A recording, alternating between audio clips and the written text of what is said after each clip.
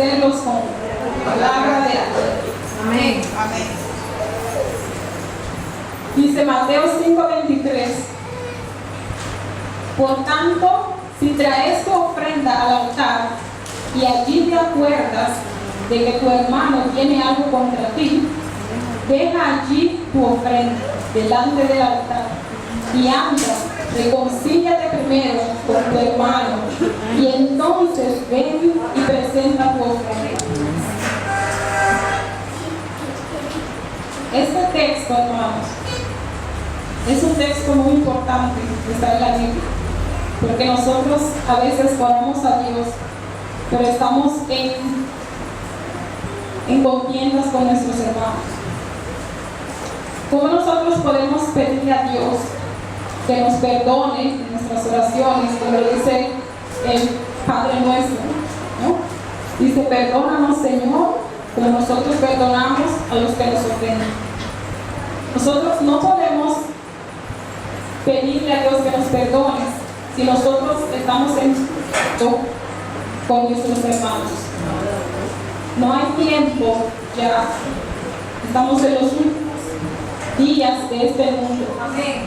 Vemos cada día de nuevo cómo los días se van, cómo las horas se van. No son cosas de imaginación, es la realidad. Lo que hacías en un día, ya no lo puedes hacer. Esto nos indica cómo esa profecía se está cumpliendo, donde dice que Dios acordará los días para que los justos puedan ser salvos. Hermanos, preparémonos, pidámosle a Dios que nos quite el orgullo, que nos haga humilde así como Él lo hizo, para que nosotros podamos ir a donde ese hermano o esa familia o con quien sea que nosotros estemos mal y le pidamos perdón, aunque no seas tú quien haya faltado con esa persona. Hazlo para que tu corazón esté de acuerdo con Dios, conforme con Dios. Dice unión con Cristo y amor fraternal. El propósito de Dios es que sus hijos se fusionen en la unidad. ¿No es vuestra esperanza vivir juntos en el mismo cielo? ¿Está Cristo dividido contra sí mismo? Dará el éxito a sus hijos antes que hayan apartado de su medio toda discordia y toda crítica, antes que los obreros, en una perfecta unidad de intención, hayan consagrado sus corazones, sus pensamientos y sus fuerzas a una obra tan santa a la vista de Dios.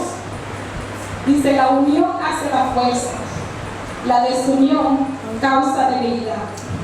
Trabajando juntos y con armonía para la salvación de los hombres, debemos ser en verdad coautores de Dios.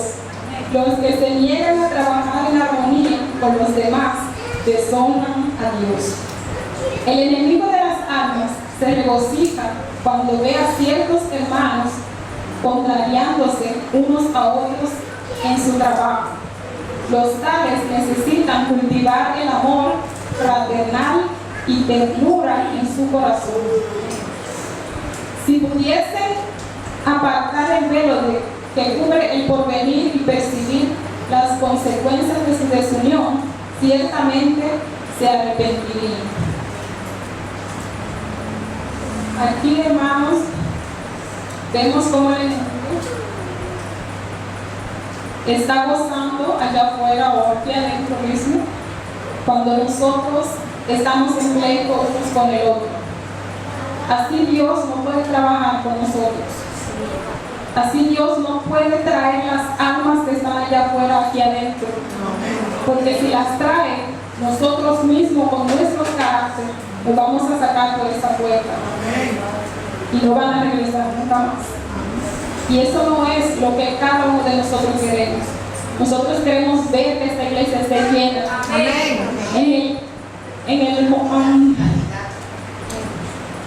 En la forma de que tengamos que hacer otra más grande.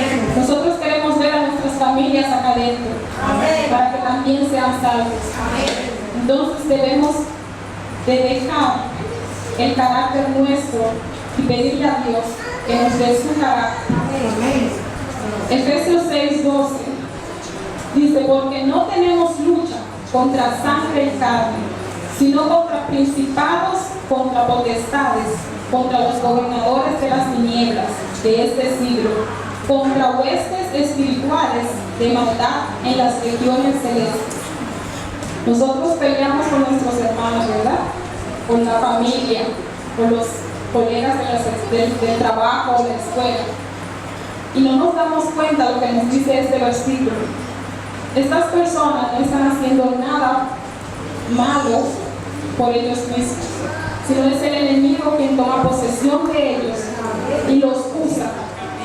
En este sentido, nosotros debemos de discernir esto y pedirle a Dios, o orar por esta persona, pidiéndole a Dios que la bendiga, que la ayude, y no ver a esta persona como un enemigo, sino ver a esta persona como una persona que necesita de Dios. No juzgarla, porque es una persona que puede estar en sus problemas, en sus debilidades, y que necesita a Dios, y no lo tiene, o puede hacer que lo tenga, pero no tiene esa relación en la cual que no falle, o además, en realidad todos fallamos, pero tenemos que discernir, ok, hermana no es así, ¿por qué hizo eso hoy? Señor, ayúdala para que el problema que ella tenga pueda ser resolvido, y no buscarla. Tenemos que ponernos los zapatos de los demás, porque eso es lo que Dios quiere, que nos amemos uno al otro, como Dios lo dijo.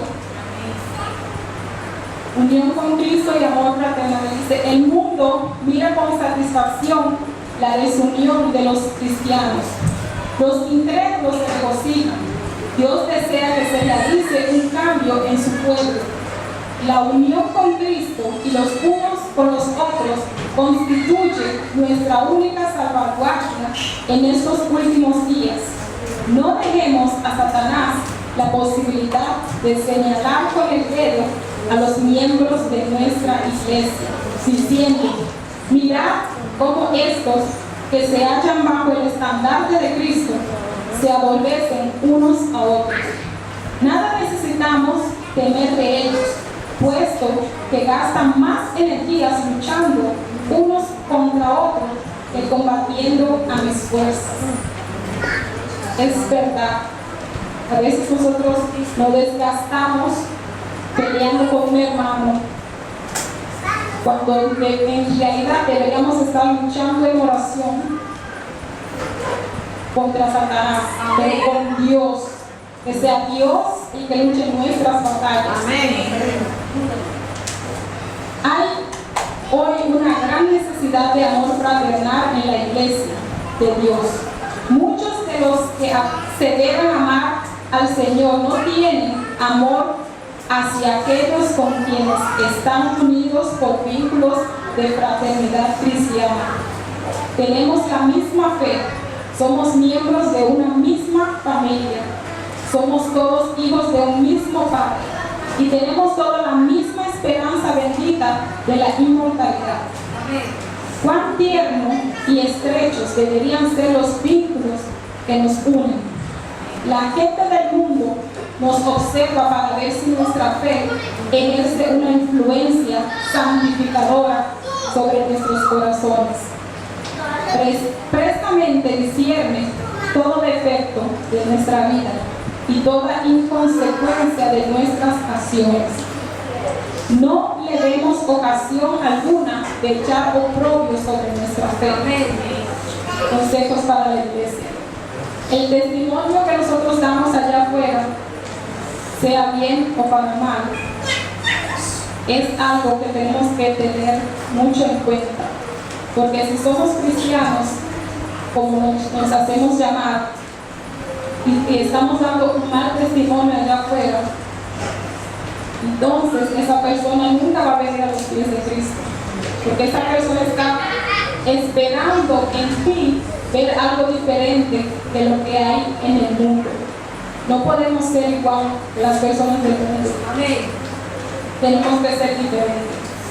Y las personas están bastante atentas porque sucedió un caso en el trabajo cuando estábamos en la temporada de carnaval. Pasaron los carnaval de los niños, no sé cómo fue porque yo no me levanté a ver, pero todos los del trabajo se pararon porque desde una ventana tú puedes ver.